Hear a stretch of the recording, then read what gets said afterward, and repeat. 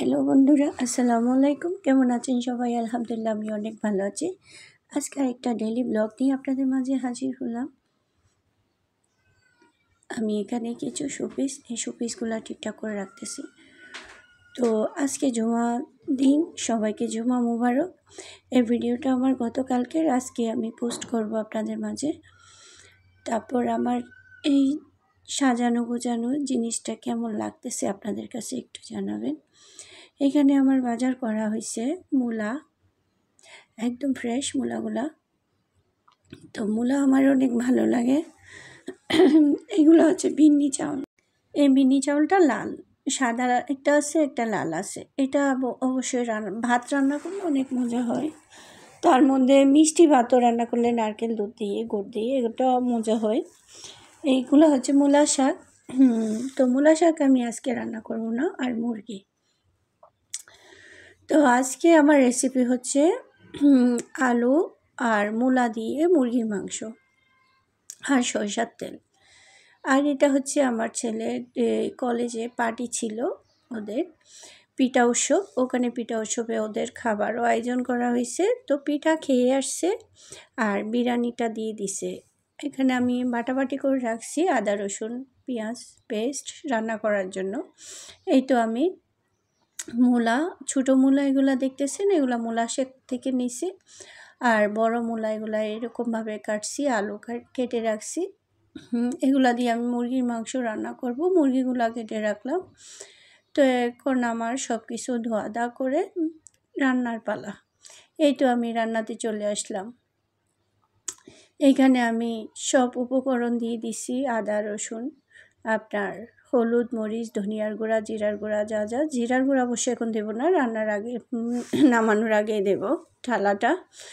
তো সবগুলো কষাই আমি এখানে আলু আর মূলাটা কষাই নিচ্ছি। তো এগুলো একটু মানে আদা সিদ্ধ করে নেব, তারপর আমি মুরগি মাংসটা দেব। তো আসলে সবার এক রকম রান্না না, এক একজনের এক এক রকম রান্না বলতে গেলে। তো আমার এখানে আমি এই মূলাটা এইভাবে করে গ্রেট করে নিলাম। কত সুন্দর হয়েছে, একদম চিকন চিকন, অনেক সুন্দর লাগতেছে দেখতে। তো আমি মূলা সালাদ করব। মূলার সালাদ আমার বাসায় সবাই অনেক পছন্দ করে। এখানে আমি লবণ দিয়ে মেখে রাখতেছি। তো এগুলো আমি লবণ দিয়ে মেখে কিছুক্ষণ পরে তারপরে ধুবো। লবণ দিয়ে একটু মাখলে মানে মুখের মধ্যে কষকষ একটা শক্ত শক্ত টাইপের থাকে না, আর খাওয়ার সময় ওই জিনিসটা থাকে না, একদম সফট হয়ে যায়। এই তো আমার আলুগুলো আদা সিদ্ধ হয়ে গেছে, আলু মূলা। এখন আমি মাংসটা দিয়ে দিছি। তো আমার হাতে মোবাইল নিয়ে আসলে রান্নাটা করাটা অনেক কষ্ট হয়ে যাচ্ছে। আমার স্ট্যান্ডটা যেহেতু ভেঙে গেছে তাই। তো এইভাবে আমি একটু দেখাই, পরে আবার ভালো মতন নেড়ে ছেড়ে দিতে হয় আমার। এই তো মূলাগুলো ধুয়ে রাখছি আমি, এগুলো একদম সফট হয়ে গেছে। এখন আমি রান্নাটা বসাই দেব। তো আমি এখন ধনেপাতাটা কাঁচামরিচ দিয়ে দিছি।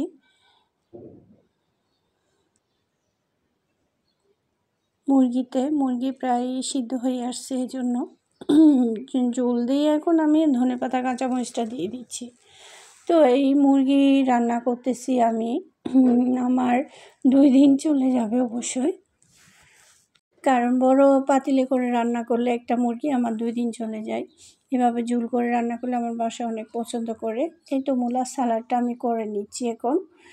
তো মূলার সালাডটা একটু আমি জলপার আচার মিক্স করছি মূলার সালাদে। এই রান্নাবান্না আমার হয়ে গেছে। এখন মুরগি রান্নাটা প্রায় হয়ে গেছে। এখন আমি জিরা টালা দিয়ে নামাই ফেলবো। তো আসলে মানে রান্না 2 দিনের রান্না 1 দিন করে ফেললে পরের দিন একটু হালকা লাগে, রান্নাটা একটু কমে যায়। আর যেহেতু এখন আমার ফ্রিজ নেই, আমি ওইভাবে রান্না করে ফেলি। তো এখানে আমি বিকালবেলা এটা থাই স্যুপ রান্না করব। থাই স্যুপের প্যাকেট নিছি, এগুলো ঠান্ডা পানি নিছি। তো থাই স্যুপটা আমি প্যাকেট খুলে এখন আমি নেড়ে ছেড়ে নেব। তো 1 প্যাকেট দিয়ে আমি রান্না করতেছি। তো 1 প্যাকেট আমি 2 কাপ পানি নিছি। 2 কাপ বলতে 2 গ্লাস পানি নিছি, সরি। তো 1 প্যাকেটের মধ্যে 2 গ্লাস পানি আমার এখানে মিক্স করব। সাথে আমি কর্নফ্লাওয়ারও দেব অবশ্যই। এখানে আমি কর্নফ্লাওয়ার মিক্স করে নিচ্ছি। তো আরেকটু পানি দিয়ে, তো এখন কর্নফ্লাওয়ার আর আপনি যদি 1 প্যাকেট এই স্যুপের প্যাকেট 1 প্যাকেট মিক্স করেন, তো এইভাবে যদি করে থাকেন বাসায় কর্নফ্লাওয়ার থাকলে, তো একদম ঘন হয়ে যাবে, মোটামুটি কষ্ট হবে না। তো তাই স্যুপের প্যাকেটটা আমার তেমন একটা ভালো লাগে নাই। এটা হচ্ছে প্রন তাই স্যুপটা আমার ভালো লাগে না, চিকেনটা ভালো লাগে।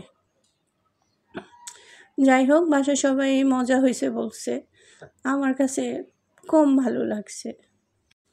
তো আজকে কেমন জানি আমার গলা খালি বসে যাচ্ছে, মানে কথা বলতে পারতেছি না, খুবই বিরক্তকর, ভয়েস দিতে অনেক কষ্ট লাগতেছে, বারবারই গলা বসে যাচ্ছে।